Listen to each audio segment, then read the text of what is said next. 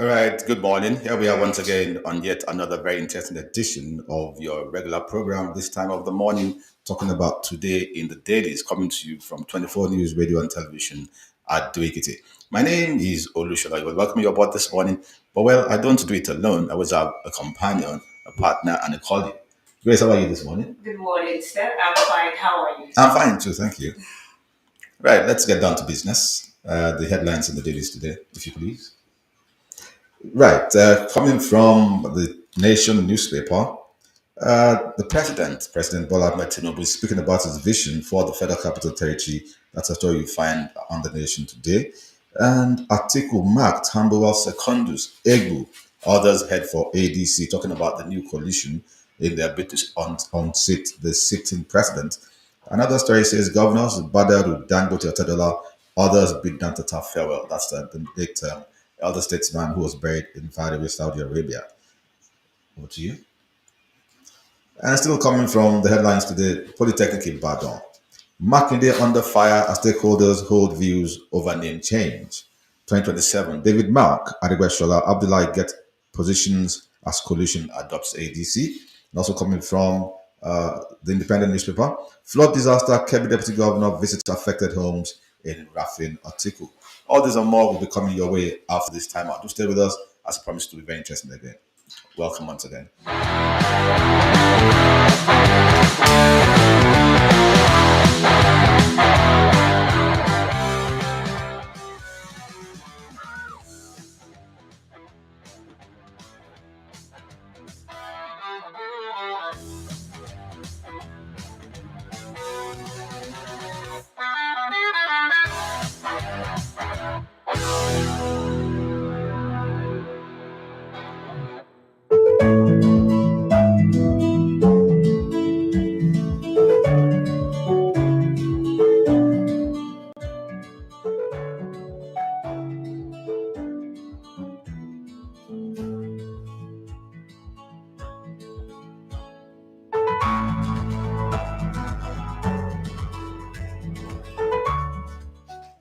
All right, welcome back as we bring you the very first story today. And it's coming from the front page of The Punch, talking about the new coalition, the ADC.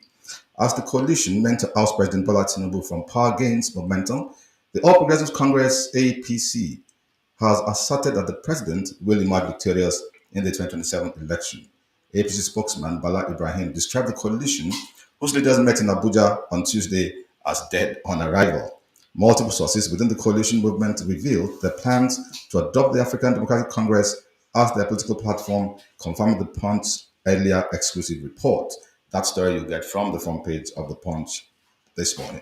Yes, and still from Punch newspaper, Nigeria risks decline without new constitution. Atta warns.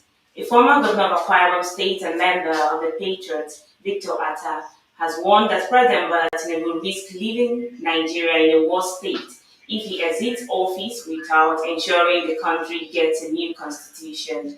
Atta, who describes the 1999 constitution as fundamentally flawed and unsuitable for a diverse nation like Nigeria, called for an entirely new, people-driven constitution to replace what it termed a unitary system masquerading as federalism. He spoke ahead of a planned national political summit on the future of Nigeria's constitutional democracy, scheduled to be held from July 15 to 17 in Abuja, under the leadership of former Commonwealth Secretary General Chief Emeka Anyoko.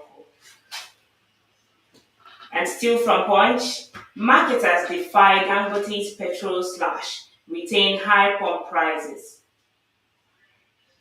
Despite the ex-depot petrol price reduction by the Dangote Petroleum Refinery on Monday, many marketers have refused to adjust their pump prices, saying they could run into losses.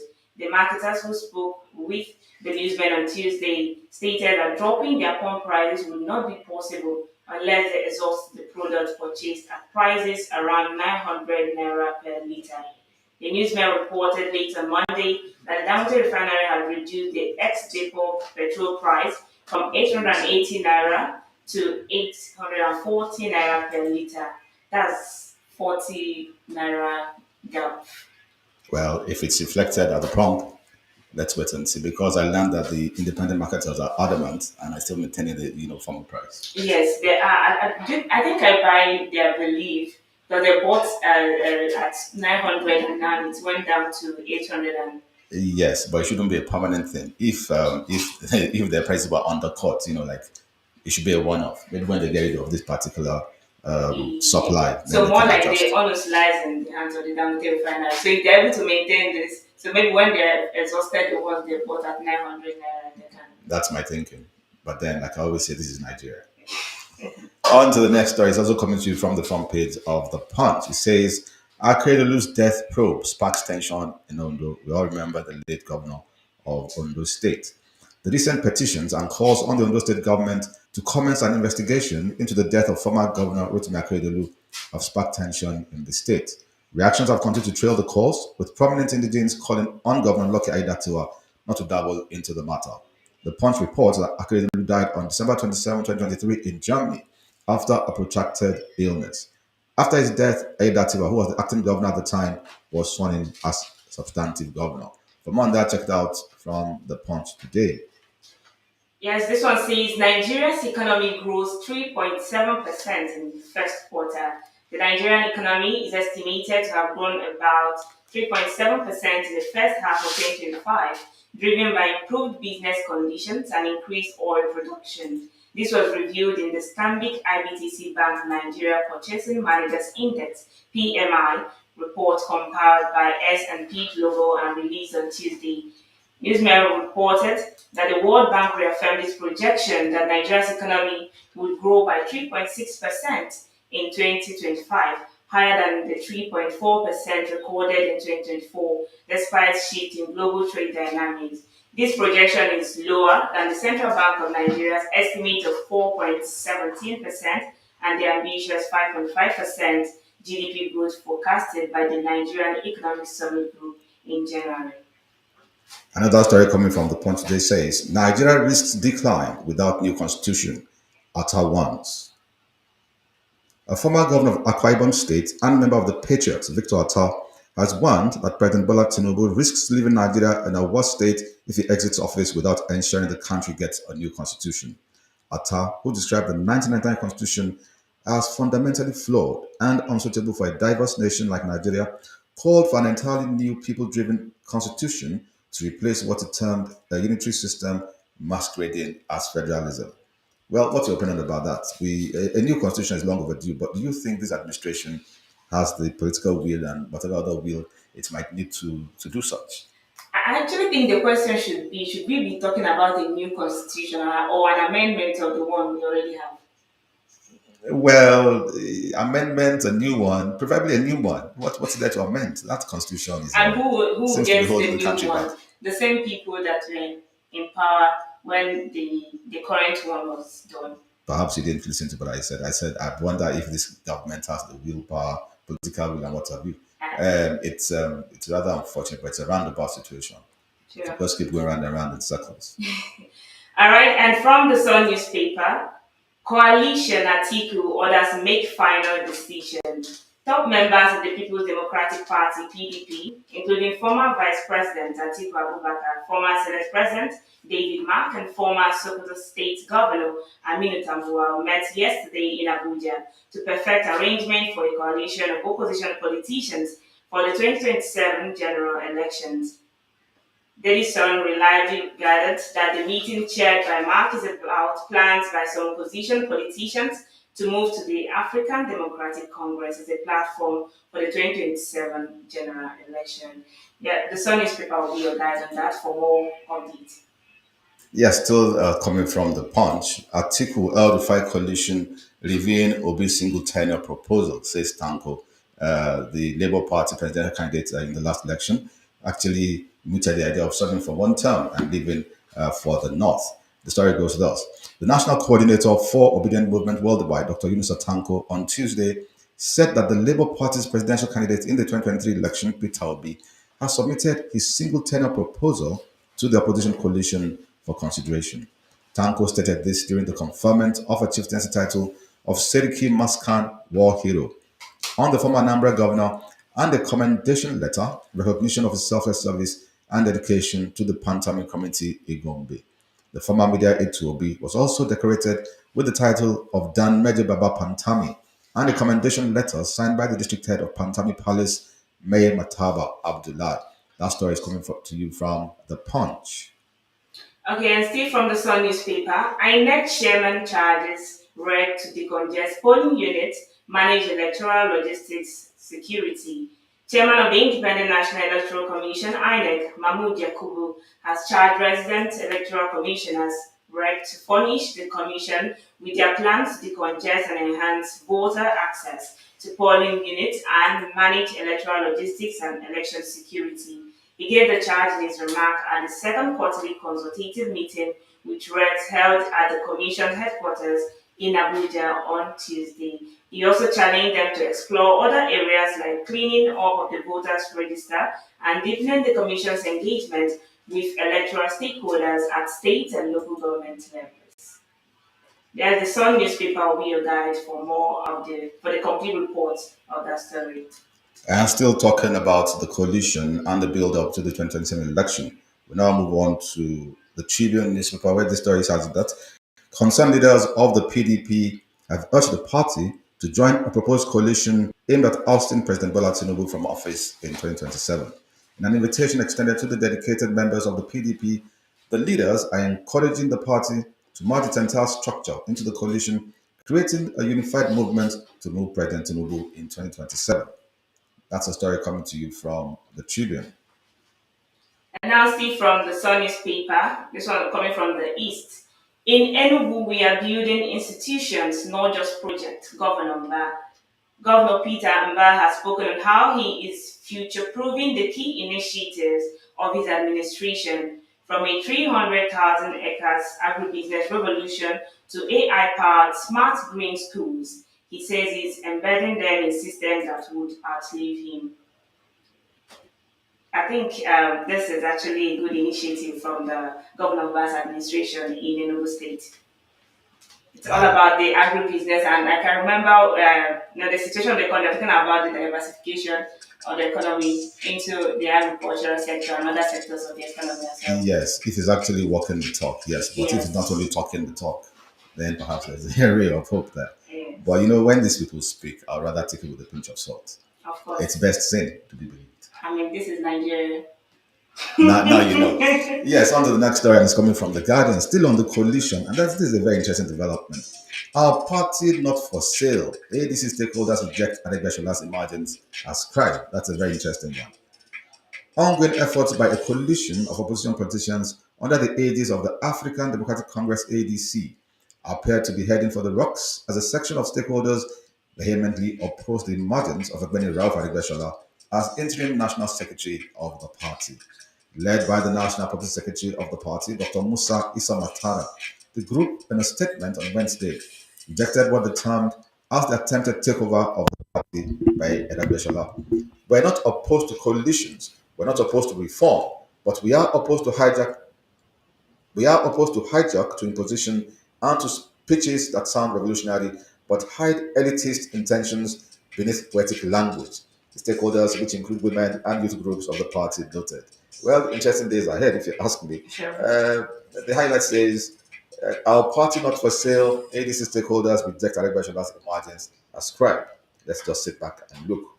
Yes, and still from the Sun newspaper, Nigeria ranks third in Africa for highest flight taxes at $180 per passenger. Nigeria has emerged as the third most expensive country in Africa for international and regional departure taxes, with passengers paying an average of $180 in ticket taxes, charges, and fees. A report released by the African Airlines Association on Wednesday, yesterday, reveals that Gabon leads the continent with the highest international departure cost at $297.70, followed by Sierra Leone at $294. Nigeria's $180 places it at third position ahead of Djibouti $168.7, Niger $130.7, Benin $123.4, and Ghana $111.5. That's according to the Sun newspaper. So you can check out the newspaper for the full report. Yes, on to the Vanguard this morning, where the highlight says worsening abductions, killings, Boko Haram's renewed attacks, others alarming. Says the Sultan, that's the Sultan of Sokoto. And now back to the Punch newspaper, this from the mining sector. There's a story here that says federal government to unveil Africans for Africa Fund for the mining sector. And the story goes thus: the federal government is set to unveil a bold finance initiative known as the Africans for Africa Fund to mobilize capital within the continent for the development of Africa's mining and natural resource sectors. The announcement was made on Tuesday in Abuja by the Minister of Solid Minerals Development, Dr. Dele Alake, during a briefing ahead of the 2025 African Natural Resources and Energy Investment Summit, scheduled for July 15 to 17 at the State House Conference Center, Abuja, represented by the Director General of the Mining Cadastral Office, Obadiah Nkom. The minister said the fund aims to harness African capital for African priorities with a focus on industrialization, resource beneficiation, and strategic investments across the solid minerals value chain. That story you'll find in the Punch today. Yes, and from the Daily Times newspaper, dreaded terror kingpin Yellow Dam Bokolo dies from gunshot wounds. This is according to the DH quarters. Deadly wounds inflicted on a notorious terrorist kingpin, the dreaded Yellow Dam Bokolo, by troops of Operation Fashion Yama in the Northwest Theater of Operations, has led to his death. Dan Bokolo who masterminded the brutal killing of 23 travelers in Zamfara State in December 2021, died from gunshot wounds sustained during a fierce encounter with the troop. The Director of Defense Media Operations, Major General Marcus Kanye, made the disclosure in a statement issued on Tuesday in Abuja. He said Yellow was considered even more dangerous than the infamous bandit leader Bello Tuji. According to Kanye, the terrorists had for years terrorized residents of eastern Sokoto before he succumbed to fatal injuries inflicted during a recent military offensive. And now on to the legislature across the length and breadth of the country. A story is coming from the point that says Speakers seek governor support for legislative autonomy. Chairman of the Conference of Speakers of State Legislatures of Nigeria, Adebo Ogundoyin, on Tuesday met with Chairman of the Nigeria Governors Forum, Abdulrahman Abdul Rasak, seeking the governor's support for legislative autonomy. Ogundoyin, who took the campaign to Ilorin, the Kwara State capital, said the Speakers' Conference also sought reforms to promote public accountability, capacity building, and intergovernmental cooperation.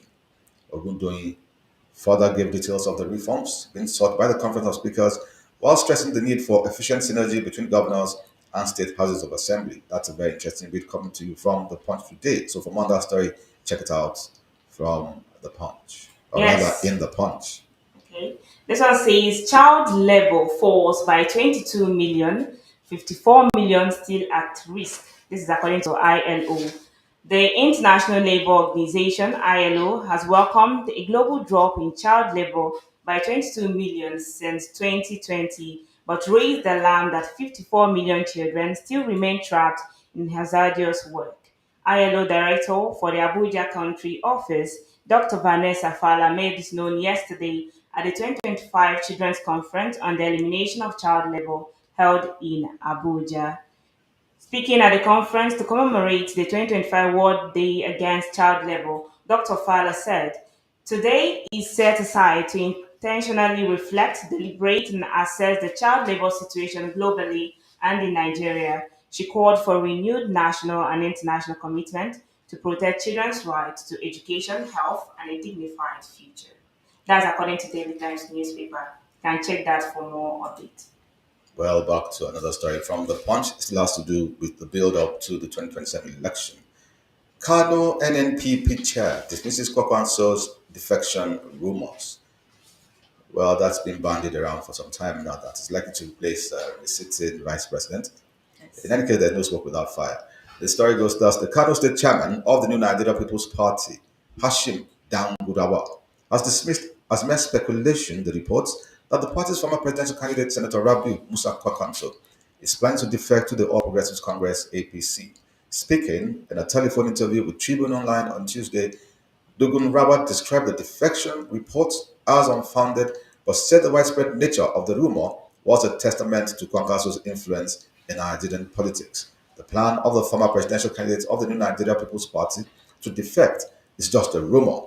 However, we thank God that the rumor is being spread in our favor because it shows the world how popular Senator Kwankwaso is, Dugun Rabat said. That's a story you can check out from The Punch. Yes, this one says EFCC operatives arrest 31 suspected internet fraudsters in Nasarawa. Operative of the Economic and Financial Crimes Commission (EFCC) have arrested 31 suspected internet fraudsters in Nasarawa State. They were arrested on Tuesday at Okay, they were arrested on Tuesday following credible intelligence on their suspected involvement in internet related offenses. Items recovered from them include several exotic phones and laptops. Yes, you're still listening and, of course, watching Today in the Dailies coming to you from 24 News Radio and Television at Executive. We'll be back after this time out. You stay with us.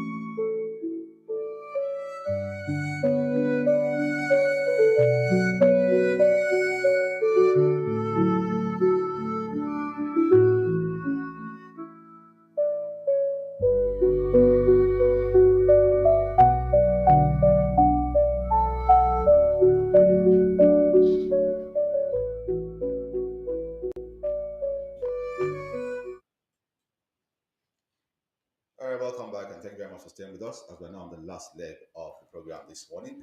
On to foreign stories. Grace. Yes, this one says U.S. University bars trans athletes erases record under pressure from Trump.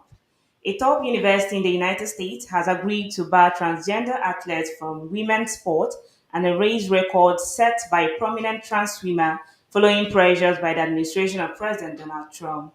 The University of Pennsylvania and the U.S. Department of Education on Tuesday announced the agreement to resolve a federal civil rights investigation focused on transgender swimmer Leah Thomas. Thomas, who was born male and came out as a trans woman in 2018, won a national colleague won a National Collegiate Athletes Association Division One title in 2022, becoming the first trans athlete to accomplish the feat. Now, this is according to Al Jazeera, so you can check out that for the complete report. Now, this one says Trump says Israel agrees to a Gaza truce, urges Hamas to accept deal.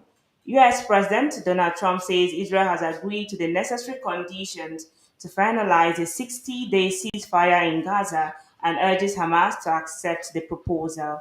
Israeli forces have killed 109 Palestinians across Gaza, including 28 who were shot while waiting for food parcels at the US and Israeli backed Gaza Humanitarian Foundation site. Yeah, this is also according to Al Jazeera. So you can check out the platform for the complete report. All right, on to sports stories this morning. We'll wrap it up and tight. And the first story, from the sports segment is coming from the Punch as well. It has to do with Nigeria, actually. New national athletics coach Aliyu promises reforms. Newly appointed national athletics head coach Solomon Aliyu, has pledged sweeping reforms aimed at rebuilding Nigeria's technical coaching framework and restoring discipline across the federation's programs, the Punch reports. The Athletics Federation of Nigeria named the retired Deputy Superintendent of Police as head coach in what it described as an uncommon decision intended to usher in a new era of high performance coaching and athlete development. The appointment, announced on Tuesday by AFN Secretary General Israel Inwag, takes immediate effect. Aliyu will be responsible for overseeing national coaching structures and spearheading technical reforms for both domestic and international engagement. For more on that story, check out from The Punch. And still talking about sports, also still coming from The Punch, AFN to hold trials for African under 18, under 20 champs. And fans back of Phillies Turkish switch as AFN expresses shock. That's an Nigerian athlete who suddenly switched to our allegiance and whatever to Turkey. Well, that's a sad one for Nigeria. AFN invites 90 junior athletes to CAA Champs Camp. All this and more you can check out from the inside pages of the Punch today. You have any more on that? Yes, still on the sports. This one says Atlanta insists on Lukman's mega price tag. Atlanta have made it clear that Nigerian forward Ademola Lukman will only leave the club this summer if a suitable offer is placed on the table, with a Serie A side refusing to entertain any negotiations below their valuation. Report says the Bergamo-based club are not shutting the door on Lukman's exit, but have placed a significant price tag of between 45 million euro and 50 million euro on the 2024 African Footballer of the Year. This is also according to Punch newspaper. Can check out that for the complete report. Yes, well, on that note, I want to thank you for your time this morning. Do keep a date with us again on Friday when we're back with another edition of the program. But meanwhile, let me also remind you once again that you can place your jingles, adverts, and whatever you on this program. And furthermore, this could be an audience participation program. Perhaps on Friday, we'll have the phone ready for you to call in and make your own contributions pertinent to the stories we bring your way. Well, until then, keep watching and keep listening to 24 News Radio and Television.